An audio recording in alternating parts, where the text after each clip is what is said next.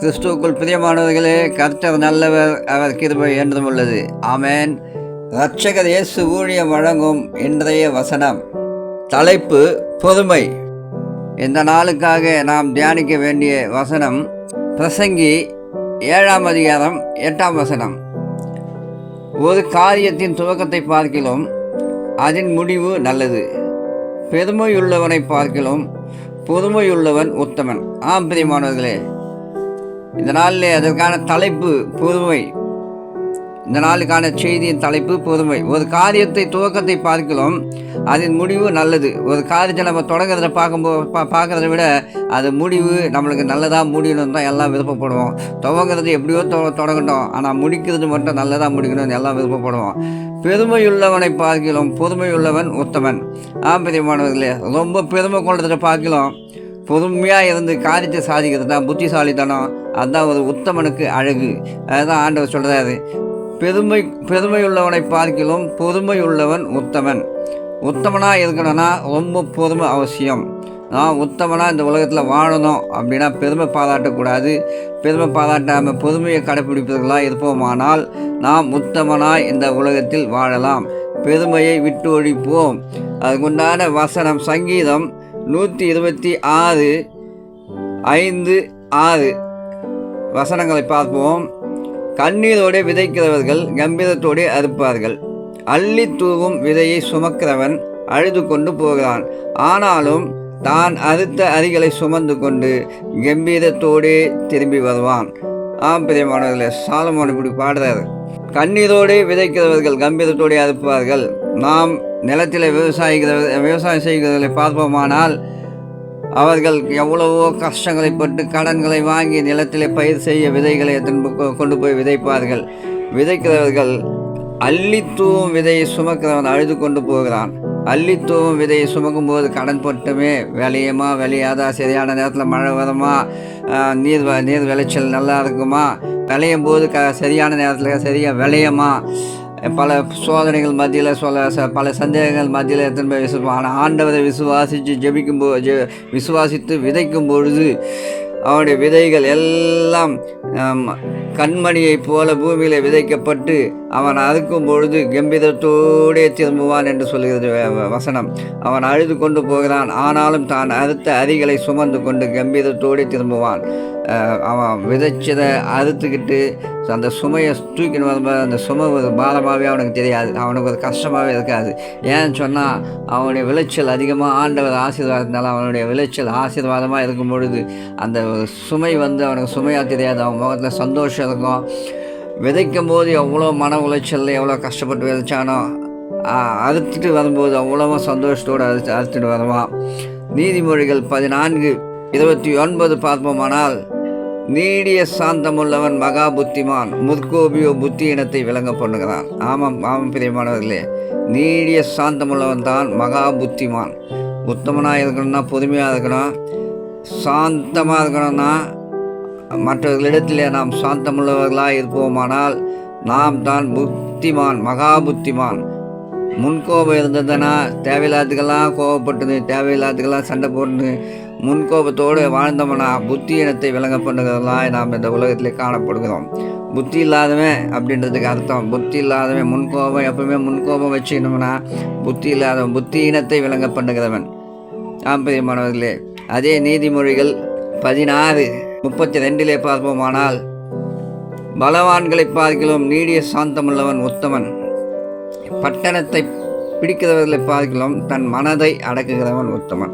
பிரியமானவர்களே, பலவானை பார்க்கலாம் எவ்வளோ பலம் இருந்தாலும் அவன்கிட்ட சாந்த குணம் பொறுமை இல்லைன்னா வேஸ்ட்டு. சாந்தமுள்ளவன் உத்தமன், நீடிய சாந்தமுள்ளவன், அதில் நீடிய சாந்தமுள்ளவன் தான். பலவானை பார்க்கலாம் நீடிய சாந்தமுள்ளவன் உத்தமன். பட்டணத்தை பிடிக்கிறவனை பார்க்கலாம். ஒரு நாட்டையே ஆண்டாலும் ஒரு நாட்டையே, அதாவது அந்த காலத்தில் ராஜாங்க போல் நாட்டை போய் சண்டை போட்டு நாட்டை போர் செய்து நாட்டை பிடிப்பாங்க. அந்த மாதிரி நாட்டை பிடிக்கிறதுல பார்க்கலாம் தன்னுடைய மனசை அடக்கி வைக்கிறவனே உத்தமன். நம்முடைய மனசை அடைக்கணும், நம்ம மனசை ஒரு கண்ட்ரோலுக்குள்ளே வைக்கணும், பொறுமையை காத்துக்கணும், பொறுமையை கடைப்பிடிக்கணும். நம்ம மனசை ஒரு கண்ட்ரோல், கோபம் வருதா பொறுமையை கடைப்பிடிக்கணும், கோபத்தை கண்ட்ரோல் பண்ணணும். மற்ற வேலை இடத்துல எவ்வளோ தொந்தரவு இருக்கும், வீட்டில் எவ்வளோ பிரச்சனைகள் இருக்கும், எல்லாத்துக்கும் மனசை கண்ட்ரோல் பண்ணி நம்ம பொறுமையை கடைப்பிடிக்கும் போது நம்ம உத்தமனாய் ஆண்டவர் சமூகத்தில் நம்ம உத்தமனாய் விளங்கலாம். பிரியமானவர்களே, எபிரேயர் 10:36 நீங்கள் தேவனுடைய சித்தத்தின்படி செய்து வாக்குத்தத்தம் பண்ணப்பட்டவைகளை பெரும்பொடிக்கு பொறுமை உங்களுக்கு வேண்டியதாக இருக்கிறது. பிரியமானவர்களே, நீங்கள் தேவனுடைய சித்தத்தின்படி செய்து, ஆண்டவருடைய சித்தத்தின்படி நம்ம செய்யும்போது அவர் நமக்கு வாக்குத்தத்தங்களை கொடுப்பார். அந்த வாக்குத்தத்தங்களை நம்ம பெறுறதுக்கு அந்த ஆண்டவருடைய வாக்குத்தத்தங்களை நமக்கு சரியாக புரிஞ்சு வேதத்தின் மூலமாக கொடுக்கலாம். வாக்குத்தத்தம் மற்ற ஊழியக்காரர்கள் மூலமாக வாக்குத்தத்தம் நம்மளுக்கு கிடைக்கலாம். நம்ம வேத வசனம் வாசிக்கும் போதே வசனத்தின் மூலமாக நம்மளுக்கு வாக்குத்தத்தங்கள் கிடைக்கும், மற்ற ஊழியர்கள் மூலமாகவும் கிடைக்கும். அந்த வாக்குத்தத்தங்களை நாம் பெறும்படிக்கு அது வரைக்கும் நாம் பொறுமையாக காத்திருக்கணும். ஆண்டவர் நம்மளுக்கு வாக்குத்தத்தம் கொடுக்கலையே, ஆண்டவர் நம்முடைய ஜபத்துக்கு பதில் கொடுக்கலையே, ஆண்டவர்கிட்ட நம்ம எவ்வளோ போராடி ஜெபிக்கிறோம், அது பதில் கிடைக்கலையா, நம்ம அவசரப்பட்டு ஆண்டவரை நிந்திக்கிறதோ தூஷிக்கிறதோ இருக்கக்கூடாது.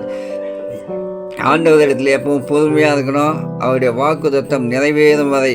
ஆபிரகாமுக்கு அவர் கொடுத்த வாக்குத்தத்தங்கள் நிறைவேறுது, யாக்கோபுக்கு அவர் கொடுத்த வாக்குத்தத்தங்கள் நிறைவேறுது, யோபுக்கு இரட்டிப்பான நன்மை கிடைக்குது. இதெல்லாம் நாம் பார்க்கும்போது நாமும் பொறுமையை கடைபிடித்து ஆண்டவருடைய வாக்குத்தத்தத்துக்காக காத்திருக்கும் பொழுது நாம் அவைகளை பெற்றுக்கொள்கிறவர்களாக இருப்போம்.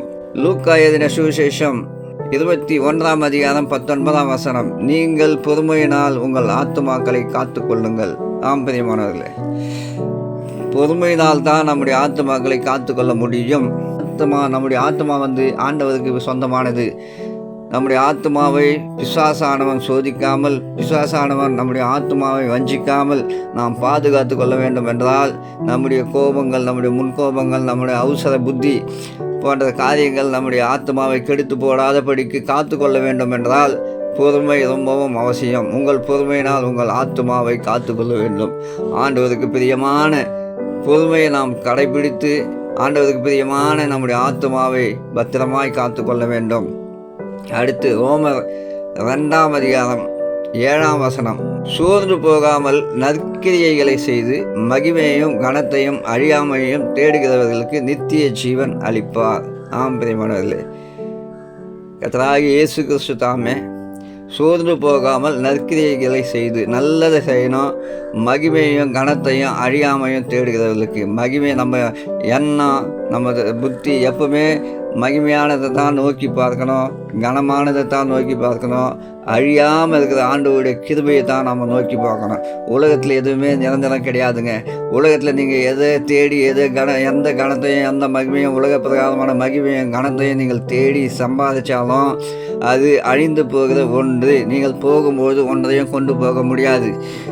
தேவனுடைய மகிமையும் தேவனுடைய கனத்தையும் தேவனுடைய அழியாத கிருபையும் தேவனுடைய அழியாத ஆசீர்வாதத்தையும் நாம் தேடுகிறவர்களாக இருப்போமானால் பரலோகம் என்று சொல்லக்கூடிய நித்திய ஜீவனை அவர் அளிக்கக்கூடியவர்களாக இருக்கிறார். ஆண்டவர் தாமே இந்த வசனத்தை உங்களுக்கு இந்த நாளில் ஆசீர்வதித்து கொடுப்பாராக. சோர்ந்து போகாமல் நற்கிரியைகளை செய்து மகிமையும் கனத்தையும் அழியாமையும் தேடுகிறவர்களுக்கு நித்திய ஜீவனை அளிப்பார். நீங்களும் சோர்ந்து போகாமல் நற்கிரியைகளை செய்து ஆண்டவருடைய மகிமையும் ஆண்டவருடைய கனத்தையும் ஆண்டவருடைய அழியாத ஆசீர்வாத நன்மைகளையும் தேடுகிறவர்களாக இருந்து நித்திய ஜீவனை பெற்றுக்கொள்ளும்படியாக இந்த நாளிலே உங்களை ஆசீர்வதிக்கிறேன். இயேசுவின் நாமத்தினாலே இந்த வசனம் உங்களுக்கு ஆசீர்வாதமான வசனமாய் மாறட்டும். பிரியமானவர்களே, அடுத்து கலாத்தியர் 5:22 ஆவியின் கனிகள். ஆவியின் கனிகள் அனைவருக்கும் தெரிஞ்சிருக்கும். ஆவியின் வரங்கள் இருக்குது, ஆவியின் கனிகள் இருக்குது. நமக்கு ஆவியின் வரங்கள் கிடைக்கும்போது நாம் ஆண்டவருக்காய் ஆவியின் கனிகளை கொடுக்கிறவர்களாக இருக்க வேண்டும். ஆவியின் கனிகளை பற்றி நாம் பார்க்கிறோம். ஆவியின் கனியோ அன்பு, சந்தோஷம், சமாதானம், நீடிய பொறுமை, தயவு, நற்குணம், விசுவாசம். அடுத்து 23 சாந்தம், இச்சையடக்கம். இப்படிப்பட்ட 9 ஆவியின் கனிகளை நாம் பார்க்கிறோம். இதில் நீடிய பொறுமையை குறித்து நாம் பார்த்து கொண்டிருக்கிறோம். நீடிய பொறுமை பாருங்க, சாதாரண பொறுமை கிடையாது. நீடிய பொறுமையும் இருக்கணும், அன்பு இருக்கணும். ஃபஸ்ட்டு நம்மளுக்கு அன்பு இருக்கணும், சந்தோஷம் இருக்கணும், சமாதானம் இருக்கணும், நீடிய பொறுமை இருக்கணும், தயவு இருக்கணும், நற்குணம் இருக்கணும், நல்ல விசுவாசம் இருக்கணும், சாந்தம் இருக்கணும், இச்சைகளை கட்டுப்படுத்தக்கூடிய அடக்கம் நம்மிடத்தில் இருக்க வேண்டும். இது எல்லாமே நம்மளுக்கு தேவைன்னா நம்ம ஆண்டவர்கிட்ட இதெல்லாம் நல்ல கனிகள் நாங்கள் கொடுக்கணும். ஆண்டவரே, எங்களுக்கு இந்த 9 ஆவின் கனிகளை உமக்காய் கொடுக்கிறவர்களாக எங்களை மாற்றுங்க ஆண்டவரே. எங்களுக்கு எல்லாவற்றையும் சகிக்கக்கூடிய பொறுமையின் ஆவி எங்களுக்கு அதிகமாய் தாங்க ஆண்டவரே என்று கேட்க வேண்டும். திராட்சை செடியாகிய உம்மிடத்தில் நாங்கள் திராட்சை கொடிகளாக இணைக்கப்பட்டு இந்த ஆவியின் கனிகளை நாங்கள் கொடுக்க வேண்டும் ஆண்டவரே. எங்களிடத்தில் அன்பு இருக்க வேண்டும், எங்களிடத்தில் சந்தோஷம் இருக்க வேண்டும், மற்றவர்களையும் சந்தோஷப்படுத்தி பார்க்க வேண்டும், மற்றவர்களிலே நாங்கள் சமாதானமாக இருக்க வேண்டும், நீடிய பொறுமையை எங்களுக்கு தாங்க ஆண்டவரே. இந்த உலக பிரகாரமான காரியங்கள், எவ்வளவு போராட்டங்கள், புச்சரிப்புகள், பொறாமைகள், இவைகள் எல்லாவற்றிலிருந்து கர்த்தாவே எங்களை நாங்கள் தற்காத்து கொள்ள உம்முடைய நித்திய பாதையை நாங்கள் பாதுகாத்து கொள்ள எங்களுக்கு நீடிய பொறுமையை தாங்க என்று சொல்லி நாம் ஜெபிக்கும் பொழுது நீடிய பொறுமையும் நமக்கு கொடுப்பார். அநேகருக்கு நாங்கள் தயவு செய்கிறவர்களும் உம்மிடத்திலிருந்து தயவை பெற்றுக்கொள்கிறவர்களாகவும் எங்களை வைக்க வேண்டுமா ஜெபிக்கிற ஆண்டவரே என்று நாம் ஜெபிப்போம்.